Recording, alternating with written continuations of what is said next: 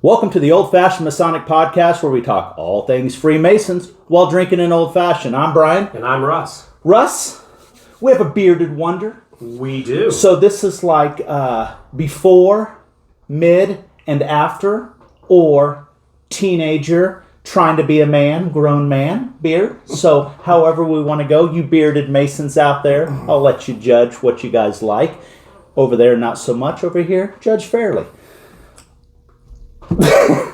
You know, there's a debate in our lodge who is the prettiest past master in history. But that's another episode we won't talk about now. So Russ, with all of that, because we just may ask our guest who he thinks is, and we'll just we'll put him on the spot. I bet I know who he would say too. Ooh, you know what? There's another side wager. Yep. I love taking your money. Love it. Russ, introduce our guest. All right, today we have our current master of our home lodge, Curtis Redus.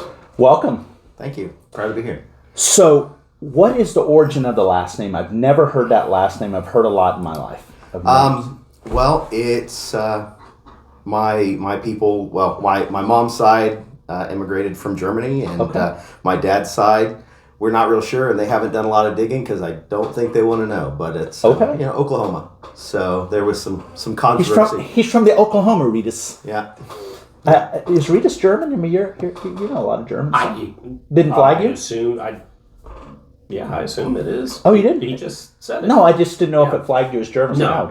Okay, so it's not. He didn't flag me as German. Gotcha. Else. So. All right. So what we do on the Old Fashioned Masonic Podcast, we like to know as much about the man as we do the Mason. So the first question, you've seen an episode before? Yeah. More than one? Yeah. All right, we appreciate it. So the first, he's seen 3.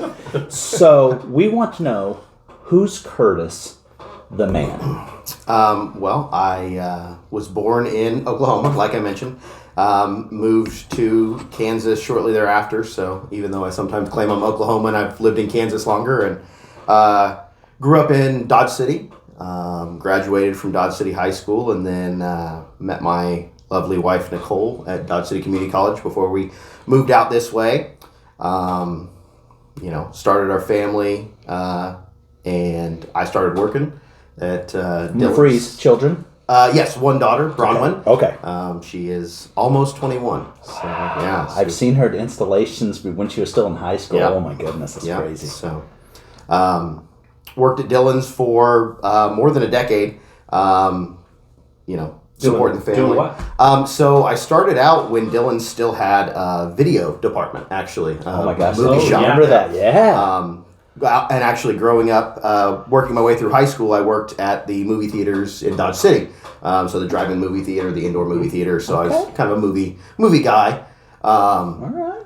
And so it kind of was a natural fit. I didn't really want to throw green beans or anything like that on the shelves. So they were like, we got a spot in the video department. I was like, cool. Like some things, the video department shut down. That Dillon's expanded into a Dillon's Marketplace, and I took on the kitchen appliances, small appliances, dinnerware, the first one in the Dillon's chain, and then they moved me from there over to the furniture side, and then from there to the general merchandise manager. So yeah, there's 4 of them that do. Well, they did. Yeah, they've since kind of reduced that footprint, but yeah, they brought all that in out of Washington. Yeah, from Fred Meyers. So but they've reduced that down, and since then, and they still do some decor stuff and that sort of thing. But I think I finally quit Dillon's in 2015 or 2016. To venture into your new chapter, which is? I'm an educater. I teach high school social studies primarily. That was what my training was. My at Wichita State. Went back and kind of non-traditionally finished my education degree and can graduated. People say that anymore? Non-traditionally, is that seems to be more of a norm now? It really is, right? It really is. So it used to be like when we were in college, it was very rare to have somebody in their 30s like in a classroom. It's like, oh my gosh, what's up with the old people? Mm-hmm. Now, well, especially with online, you probably wouldn't know, but I think that I don't know that you can use non-traditional anymore. Is that fair? I think that's a fair assessment, because even thinking about that class of social studies teachers that I was part of, probably half of them were adults with families. Okay. We and it kind of it was interesting to have that group. I'm still in touch with some of them, and they've kind of spread out across to mostly still in the Wichita area, but Wichita State's pretty good about placing their people. Yeah, it's a great university. I remember going through K-State. There would be one every once in a while in a class, and they were either the cool traditional suit or the one that raised their hand for everything and annoyed everybody. Yes. The entire time, because they, quite frankly, didn't have enough social skills to understand it. They just needed to keep their mouth shut. Well, we were in university in the late '80s, early '90s, and he was still like playing with Legos. So there's a little bit of a difference. That's pretty accurate. Oh, we know the math. We know how old. Yeah. Well, awesome. So, all right. So that's Curtis the man. We're going to get into a little bit more there. So we've teased just enough. Yeah. So take us through your Masonic journey. The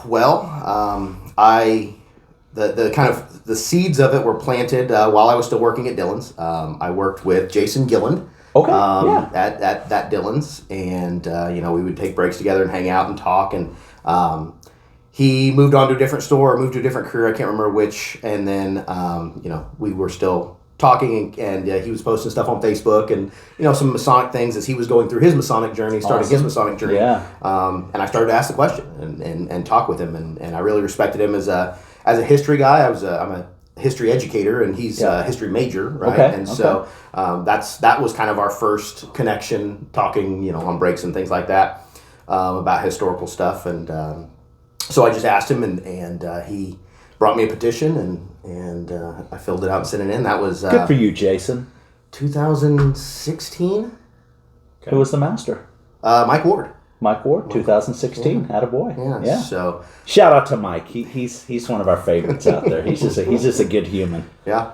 I really enjoyed that year. That there was a lot of good stuff going on that year, and so I, over the course of about 3 months, was initiated, passed, and raised, and then that fall, I joined the Shrine here in Wichita, Michigan.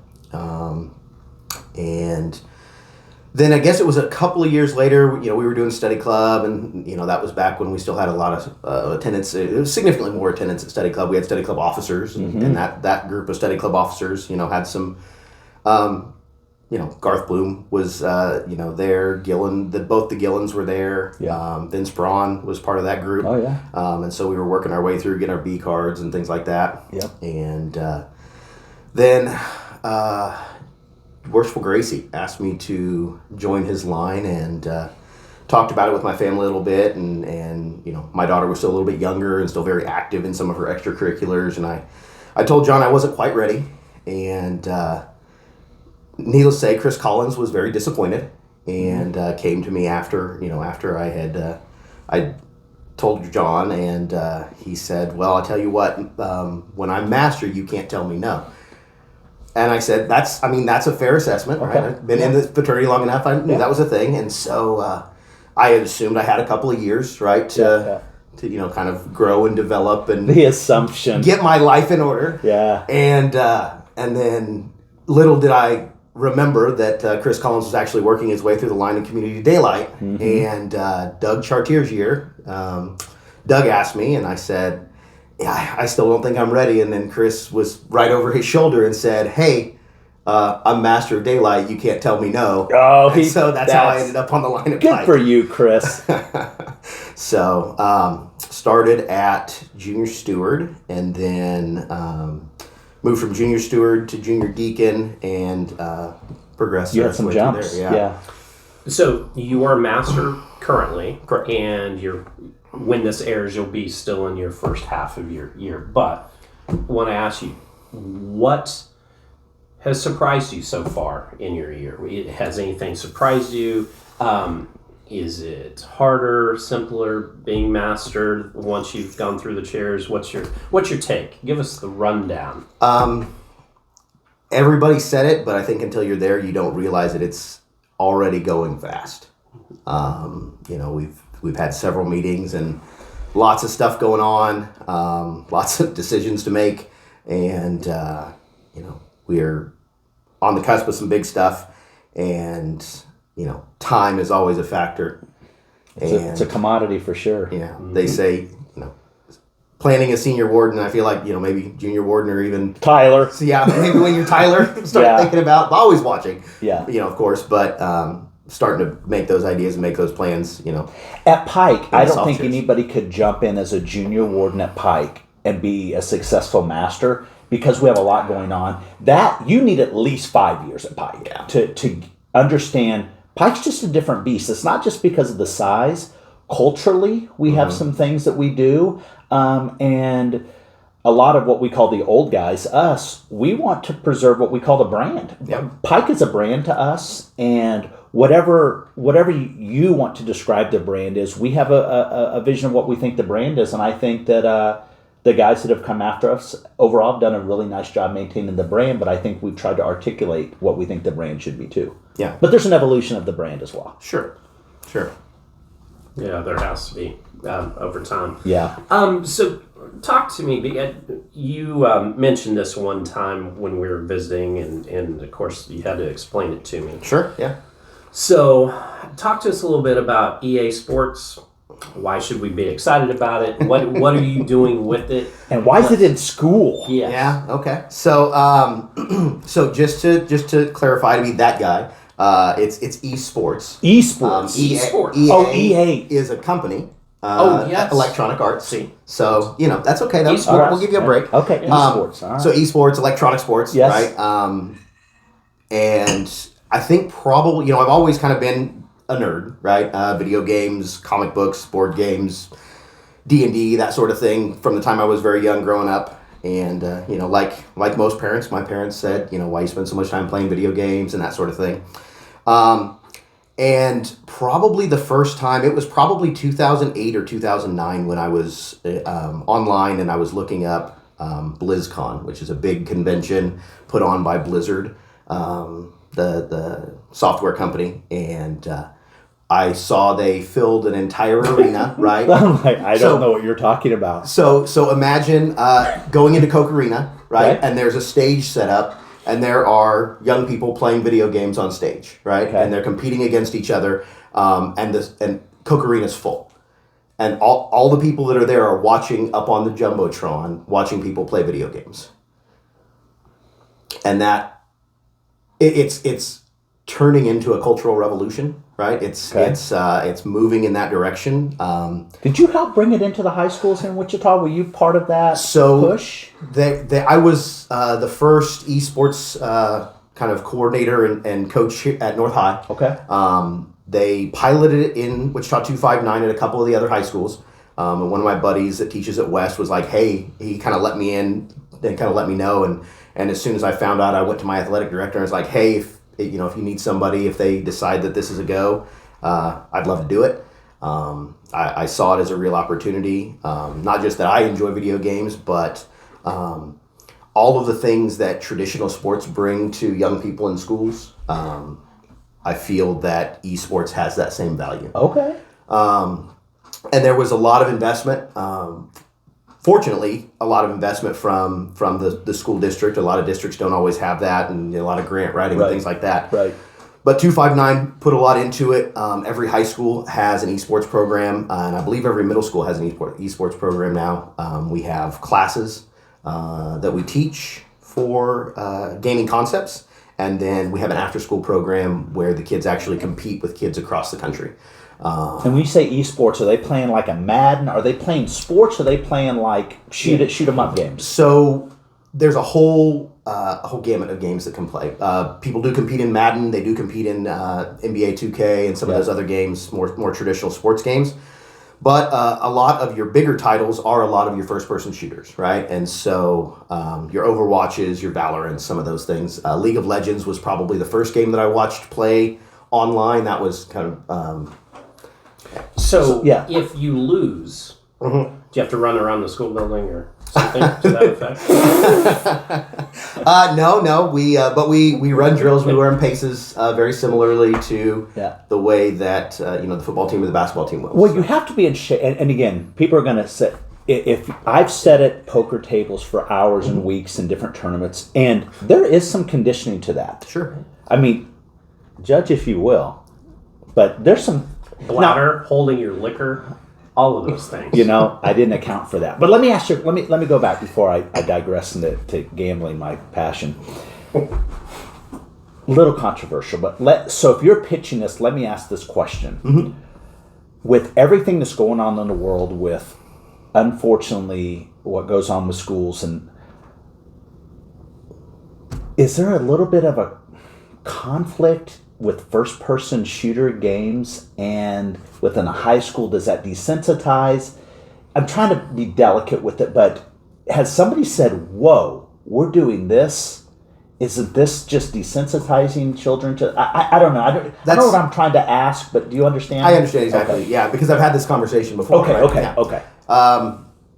So there's certainly that, that concern has come up, and probably the best way for me to talk about it is in terms of video games have been around a long time, right? This conversation, the question you're asking is the same question they asked in the 90s, right? I was at Dodge City High School when, Columbine happened. Mm-hmm. And so that same conversation about books and movies and video games and all of those sorts of things. When a lot of it's parenting and just paying attention to your children, but anyway. There's a fair bit of that. Yeah. But that, I think, to that point, there is some value in having it in school, mm-hmm. right? A lot of the stereotypes, a lot of the bad behavior that you see that gamers kind of get stereotyped into. Sometimes the analogy I make is I would not give my 13-year-old the keys to my car and say, "Hey, run down to the store and pick up X for me and bring it back," without being there with them, without teaching them how to drive, without showing them. We have classes for driver's ed in some districts, right? And so having it with within a system, right, mm-hmm. inside of a school district where there are guidelines, where there are rules and things like that, having an adult mm-hmm. who is ideally, some might argue that mentor. Yeah. I was going to say that is maybe more mentally competent, but I don't know. People might argue against that. In my case, at least, crickets. But no, yes, absolutely. So, like I said, I made the allusion to traditional sports earlier, but that the same mentorship, the same guidance that your football coach, your basketball coach, your baseball coach gave you, we can provide that through. It's another outlet for kids to be able to participate, and I think most people that do the unthinkable, there's a lot of loner traits in there, and I think the more that they're involved in something, maybe the less chance of them doing something stupid. You're right. Maybe. I think so. Also, in our circumstance, we are very particular about which games we play, and very kind of deliberate. Yeah. There is a lot of thought process. We didn't just plug it in and go play. Right. And so, 259 in particular is very specific about we don't play anything that's rated M for mature. Right. Yeah. Everything is rated T and below, and so comic violence and mischief and stuff like that. But I kind of lost my train of thought. That's right. So let's go to what. Did you guys just win something recently? Your team? Did you guys just have a win? So we compete in the high school esports league, and we finished fourth in the high school esports league Valorant tournament this last fall. We got invited back to the spring premier tournament again, which actually starts this week, but we're on we're on break, so we postponed the game. We did also head out to K-State recently with our team and competed in kind of the Sunflower Showdown sort of thing. We finished third there. We were that close to playing in the final game, but we just got beat out by Blue Valley. So we've had a lot of success. Wichita has really kind of proven to have a lot of really good talent. I like it in terms of esports. So before we move from esports, I just want to say I've got a lot of relationships in different worlds, and I will tell you that the military esports, they are now recruiting, and it's not just the military. There's other government agencies. Absolutely. This is a huge deal right now. Those folks that fly the drones, there's a lot involved in that. There's just other things that are going on. So I think what you're doing, for those like, oh my God, I can't believe they're promoting games. Look at this, just like football or basketball, how that helps you with life skills. This might be something from a national security standpoint that you don't even know that's going to help us yet. Fair? I think that's fair. Yeah, we've actually had the U.S. Army Reserves come out for and do kind of a walkthrough with their trailers with some of my classes. But even beyond that, right, in terms of traditional sports, collaboration, communication, strategy, practice, a lot of those soft skills that traditional sports teach you, you also gain from esports as well. I like it. So I like it. A quick question.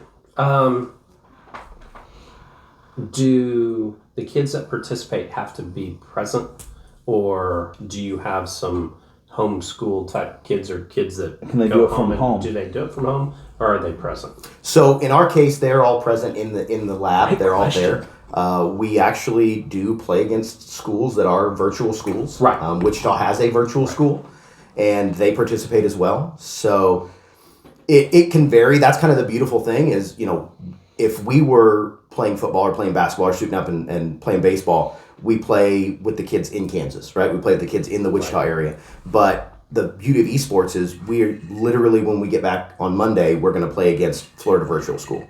And we'll play against, teams in Indiana. We've played against teams in Mexico City. Awesome.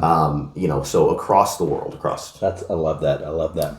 So let's kind of go back. So you remember the shrine. What kind of involvement do you have in the shrine? So where I kind of found my niche actually came by way of my daughter. My daughter was a band kid in high school, and I got involved with the Shrine Bowl. Not a touchdowner, but I got involved with the Masonic marching band. Not a touchdowner yet. Well, that's what they always say. You know Richard Steele. Yeah, I do know Richard Steele. Go get him. And so I've helped out for probably, I guess, the last 5 years, with the exception of that COVID year, with the marching band and kind of bringing that halftime show and getting that going. I am also a member of the Electrolyte Elite, and though I haven't made as many trips as I would like, I am technically still a van driver. I'm on that list. I love it. But sometimes my schedule's I've a little not done that. dicey. You? Yeah. I have not. I've not. I need to do that at some point in my life. Could you imagine the two of us? I think whoever rides with us would love it. We would hate each other, but whoever's with us would love that ride. How about old-fashioned Masonic podcast on the road? Minus the old-fashioned. Oh, well, it can't. It's just a podcast. It's just two guys in a van. So, picture this. A nighttime talk show, people in a car maybe doing like karaoke. You think that would go over? I think that could be a success somewhere, but I digress. Oh my God.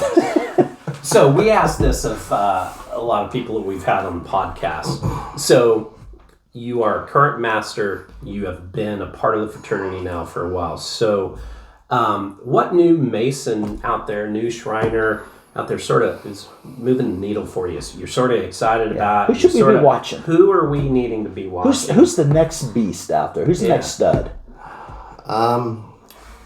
Well, my frame of reference is specific to our lodge. I unfortunately don't have a whole lot of chance to travel. But guys on the Pike side that I'm looking at, you've had him on before, Matt Cook. Mm-hmm. I think he's going to do big things. Yeah, he's a beast. He's awesome. Some guys with experience. My senior warden is, he's engaging. He's charismatic. Yeah. He's done it before. So one of the best voices in Masonry, though, doesn't just has that booming. Mm-hmm.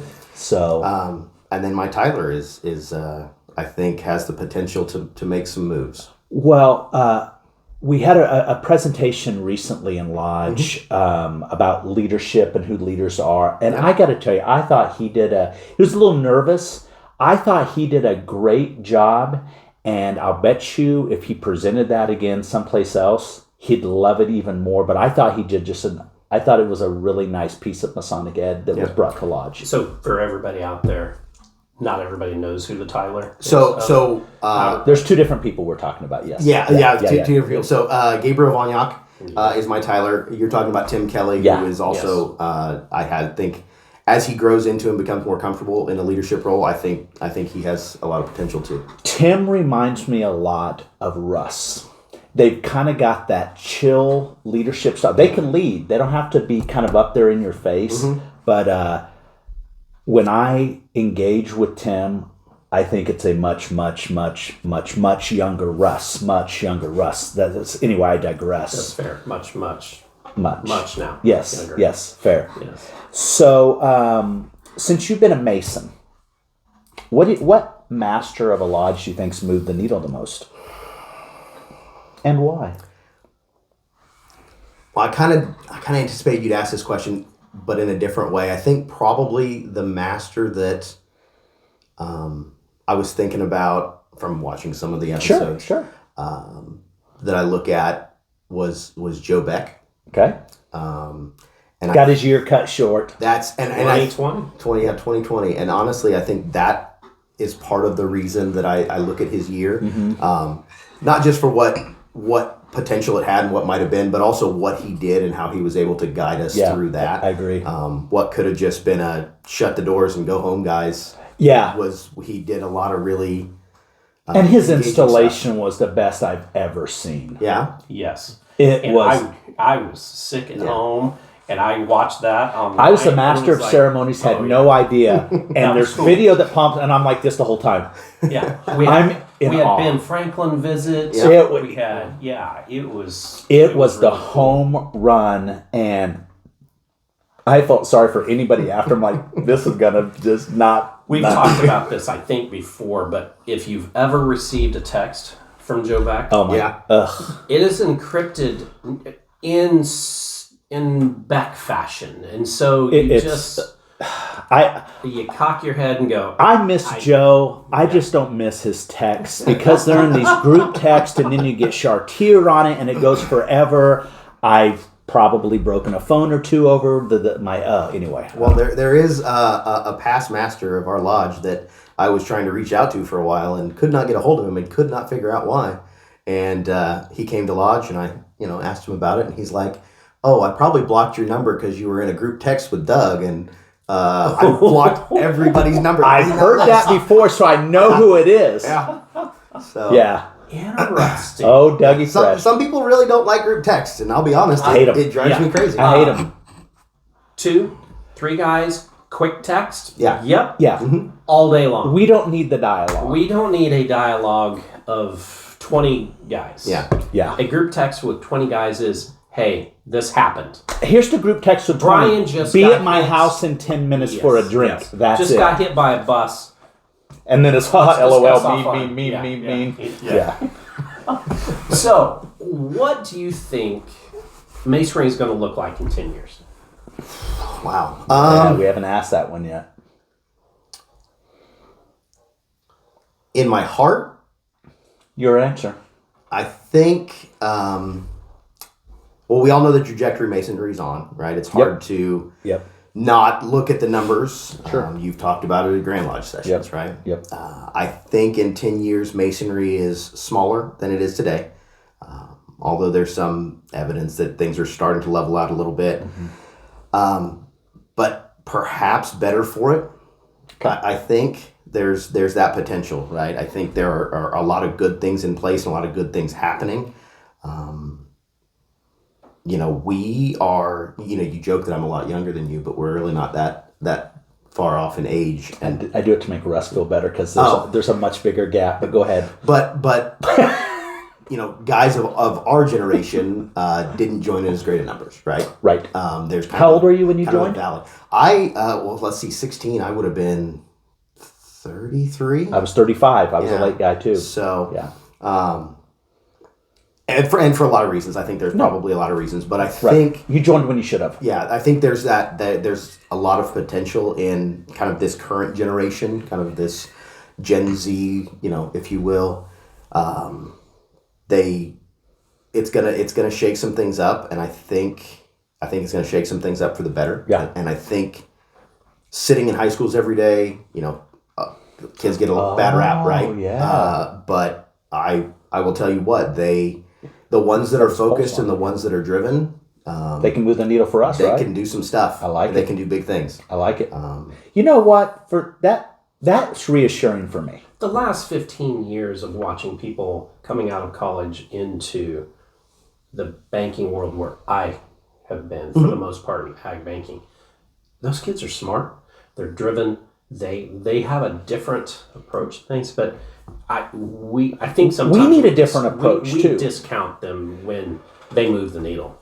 Exactly, and we have to. What we think we offer is not what they want, but we probably have what they want. But we can pivot and package it a different way. I think our message is old. We need to freshen it up. There's things that we can do differently, and we're going to be able to do it differently, to your point, because what excites that next generation to come in is not what excites us. Right? And so from us, we're kind of the same generation. The rest, we're really close to the same generation than you, but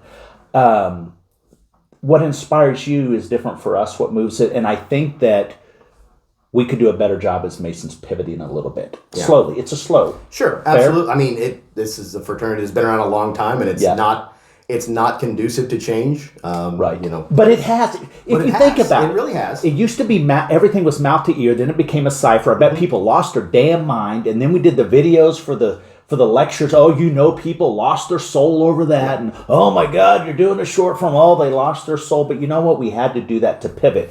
It's nice, as Russ has said before, it's nice to have extra tools in your toolbox to deploy when you need to. Mm-hmm. And I think we have a lot of tools in our Masonic toolbox that we're just obstinate about. We'll say, you know what, I can hang the picture with these pliers. This works just like a nail. Why don't you make it easier?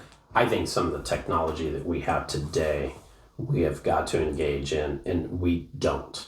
Yes. We get in the way of ourselves. We do. Yeah. We do. So, Pike has been on this pace of the Trice Robinson Awards. So, do you think Pike's going to get the Trice Robinson this year? Yes. All right. And do you think you're going to get the Master's Achievement this year? I am going to do everything in my power to make that happen. I think it'll be great because I'd love to sit on the sideline with all of us with our Master's Achievement Award. So, Russ? Last but not least, question of. So, once you've been Master of Outer Pike, do you have any thoughts or any inkling that you would like to get involved with Grand Lodge or the Shrine line leadership in any aspect going forward within Masonry? At this point, no. And that sounds a little dismissive. I think... No, it doesn't.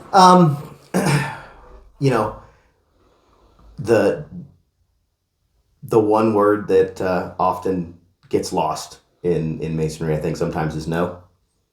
And listen to him. I think at the very least it's going to be a little while if it does happen. Yeah. Now, I joined. When I joined, I didn't have any aspirations of being on the line at Pike either. Yeah, so fair. I will qualify that statement. Did you? No, absolutely not. Yeah, I wanted to be a Shriner, and I wanted to have fun, and Roger tricked me and got me on the line, and it was the best thing I've ever done in my life. Yeah.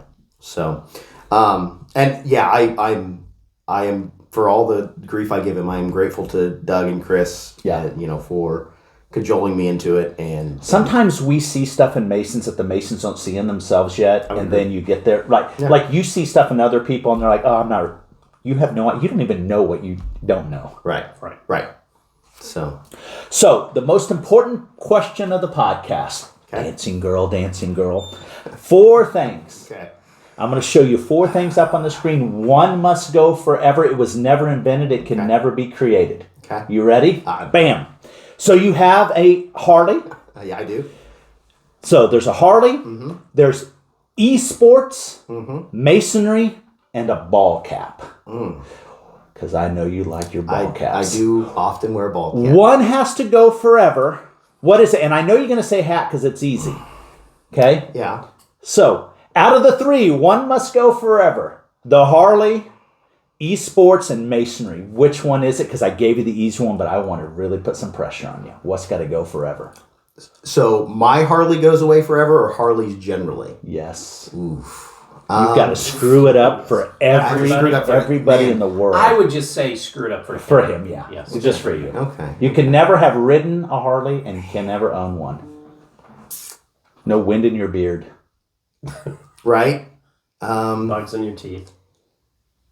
I think the things that. We like to make them tough on you. Yeah, that's rough, man. Everyone thinks it's easy when they come here and we smack them. Right. You know, the things that I've gained and learned from video games, and where it's taken me to in my career, quite frankly. Yeah. The connections it's allowed me to make with those kids. I can't. That one's got to stay. Yeah. Uh-oh.